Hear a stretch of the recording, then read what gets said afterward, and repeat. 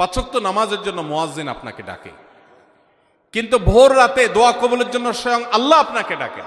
ভোর রাতের দোয়ার প্রভাব এত বেশি, তাহাজ্জুদের সময়ের দোয়া এত গুরুত্বপূর্ণ যে এই এক দোয়া আমার জীবনকে আমূল পরিবর্তন করে দিয়েছে। সাহারি খেতে যখন উঠবেন, সাহারি খাওয়ার পর 10টা মিনিট সময় হাতে রাখেন, বা সাহারি খাওয়ার আগে 10টা মিনিট আগে উঠে উজু করে 2 রাকাত 4 রাকাত নামাজ পড়ে, বা নামাজ পড়ার সময় না থাকলে অন্তত কেবলামুখী হয়ে 2টা হাত তুলে আল্লাহর কাছে একটু চান। নবীজি সাল্লাল্লাহু আলাইহি সাল্লাম বলেছেন, রাতের শেষ প্রহর যখন হয়, দুনিয়ার আসমানে নেমে এসে আল্লাহ বান্দাদেরকে ডেকে ডেকে তাদের প্রত্যেকটা চাওয়া পূরণ করে দেন। ভোর রাতে দোয়া করা, কারণ সারা বছর ভোর রাতে তাহাজ্জুদের নামাজ পড়া বা দোয়া করার সুযোগ আমাদের হয় না, কিন্তু রমজানের সাহরি খেতে তো এমনি উঠেন, অতএব এই টাইমে দোয়া কবুল হয়। 24 ঘন্টার ভিতরে দোয়া কবুলের সবচেয়ে মোক্ষম সুযোগ, সবচেয়ে আদর্শ সময় হলো এই তাহাজ্জুদের সময়টা।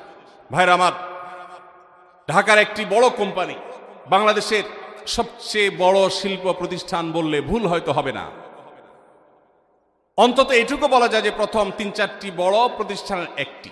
এরকম একটা প্রতিষ্ঠানের একজন কর্মকর্তা বছর 2-3 আগে আমার সাথে হঠাৎ দেখা। তিনি আমাকে দেখে বেশ আবেগ আপ্লুত হলেন এবং অনেকটা জড়িয়ে ধরলেন এবং বললেন, ভাই, আপনার একটি আলোচনা থেকে আমার জীবনের ভিতরে এমন এক পরিবর্তন আসছে যেটা অকল্পনীয়, অভাবনীয়। তো আমি একটু কৌতূহল হয়ে জানতে চাইলাম কোনটা সেটা।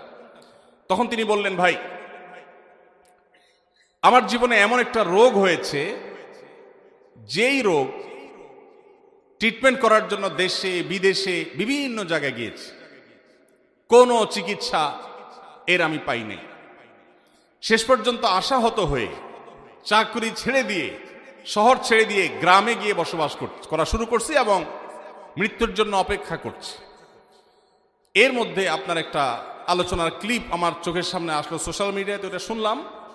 সে আলোচনাটা ছিল, আল্লাহর কাছ থেকে অসাধ্য সাধন করার সময় হলো ভোর রাত তাহাজ্জুদের সময়।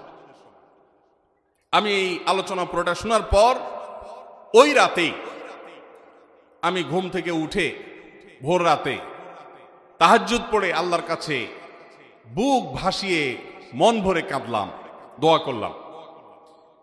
ওই ভাই বললেন যে আমি এত দোয়া করলাম, দোয়া করতে করতে দীর্ঘ সময় আমি পরিতৃপ্ত হলাম, আমার দোয়া শেষ হয়ে গেল। এরপর দোয়া করে শেষ করার পর ফজর নামাজের সময় হয়ে গেছে, আমার ফিল হলো, অনুভব হলো যে আমার শরীরে আর কোনো রোগবালাই এখন মনে হয় নাই। এবং তিনি গত 2 দিন আগেও তার সাথে আমি দেখা করলাম ঢাকায়, গতকালকে দেখা করলাম, 2 দিন আগে না, মাত্র 1 দিন আগে দেখা করলাম। তিনি এখন